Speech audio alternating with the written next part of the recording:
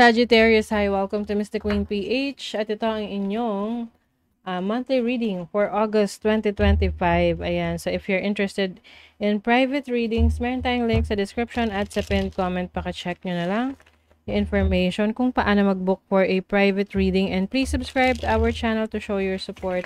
Like, share this video, at comment na rin kayo kung kayo ay naka-resonate. And meron tayong 20% discount sa ating tarot reading services, private reading.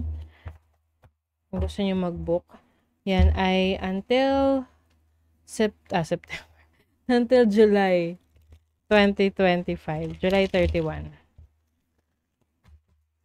So let's see, Sag, monthly reading, August 2025.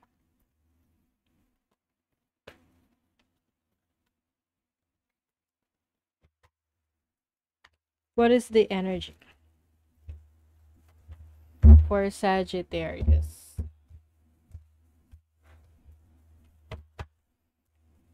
Overall energy, possible challenge, opportunity, and then the blessing. Okay. Bottom of the deck is the Eight of Cups. Alam niyo, halos ang daming ngayon mga ending a relationship, leaving a situation. So, yung iba sa inyo, maaring kayo ay may iiwanang sitwasyon. Ito yung matagal nyo ng, iniisip-isip. Matagal nyo nang pinagdidesisyonan. And finally, ngayong August, baka talagang, decided ka na. Oo. Can be a career, may kinalaman sa trabaho, or source of income. Unexpected to. Maari kasing mas may iba ka ng attention na ibaling mo na sa iba yung attention mo pagdating sa trabaho. Maaring may iba kang gustong i-pursue, may iba kang gustong makuha, no? Matagal mo nang pinagnilay-nilayan yan, and finally, you are going towards that direction. Let's say, for example lang naman to. May trabaho ka, tapos pinag-iisipan mo na gusto mong ipagpatuloy ang pagnenegosyo or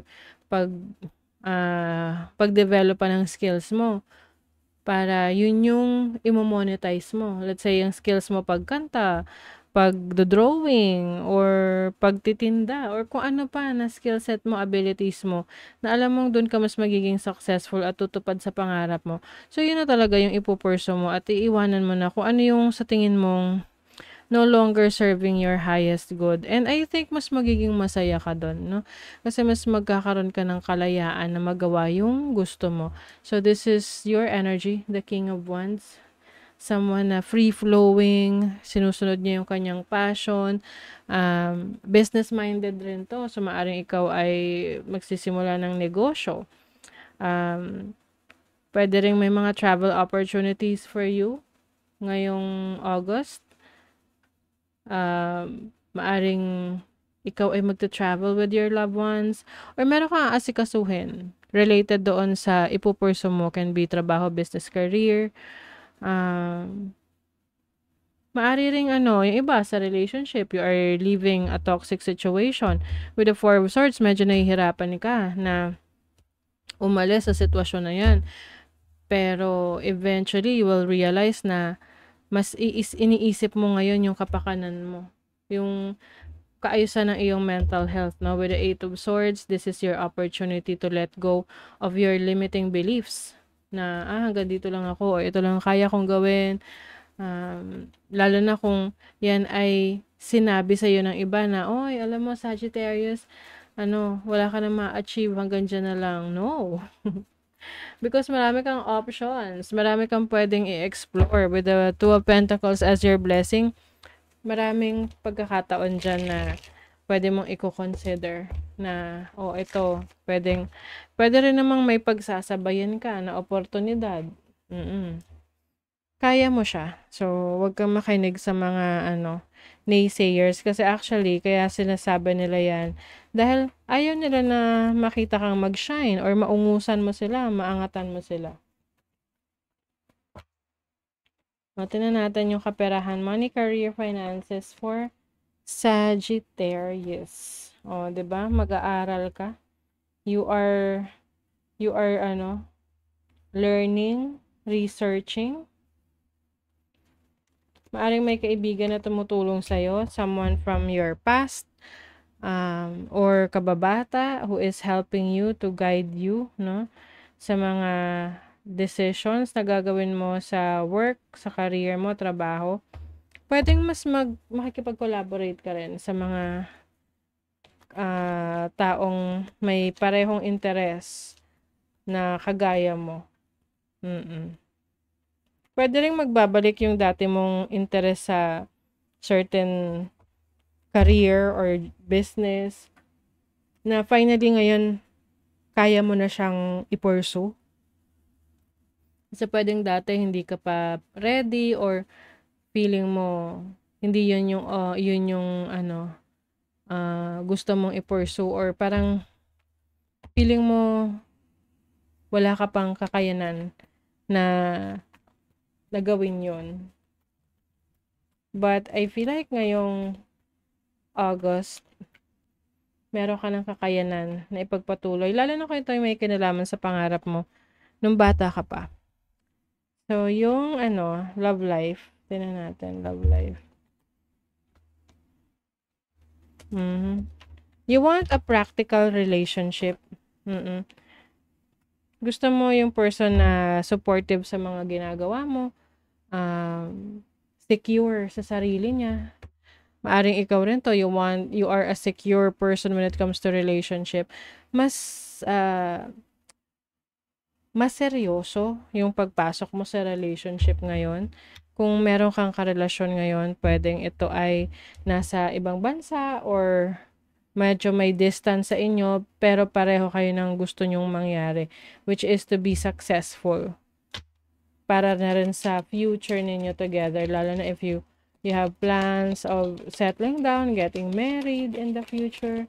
So, you wanna make sure na nagkakasundo kayo sa inyong mga pangarap.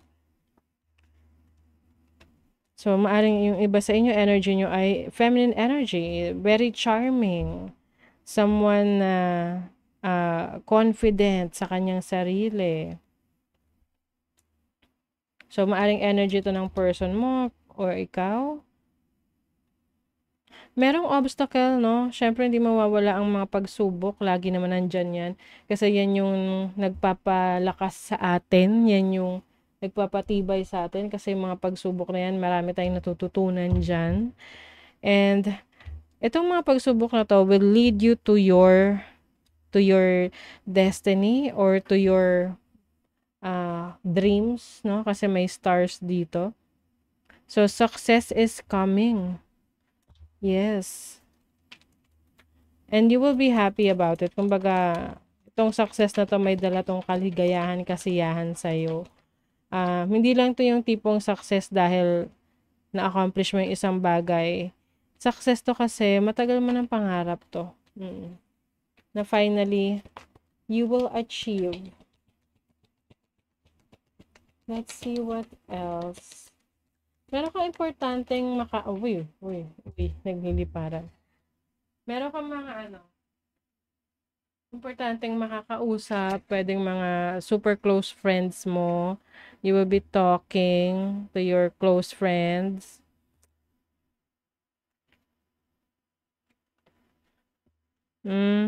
Pwedeng may bago kang friend na magugustuhan mo talaga. Kumbaga magka-vibes kayo. This can be a soulmate connection, no? You are also healing from your past. Meron ding freedom dito and abundance. So, yung iba sa inyo, Aquarius. Bakit sinabi ko Aquarius? Sagittarius. You are building your finances. You are building your future. Kung meron kang karelasyon ngayon, yan ay katuwang mo sa buhay para maabot mo yung mga pangarap mo. And if you're single, yung mga friends mo, yung mga nakakasama mo, nakakahalubilo mo, yung mga sumusuporta sa'yo, yan yung inspiration mo. Whether family yan, friends. See? You have a victory. May success, may celebration. Kung kayo ay sasali sa contest, panalo kayo. Basta meron dito na masasabi niyong, uy, nanalo ako dito. Hindi naman kailangan contest yan, no?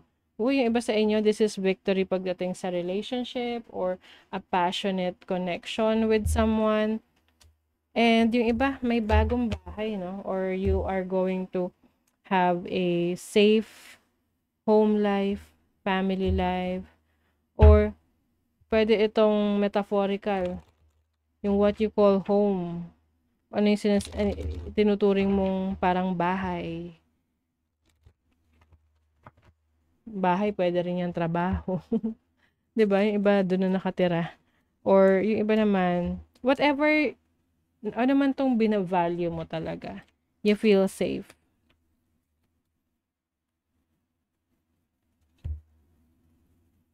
Okay. Lovebirds, passionate declarations can lead to love. Oh. So, yung iba, pwedeng merong romantic connection na papasukin. And sa ngayon kasi, no, ang love kasi hindi lang siya sa romantic relationship. This can be with your loved ones, family members, friends. As long as you have, may pareho kayong pagmamahal para sa isa't isa, this is going to be successful. Kasi ine-express nyo ng maayos with your partner. Ayan. So that is your reading, Sagittarius. Thank you so much. See you again.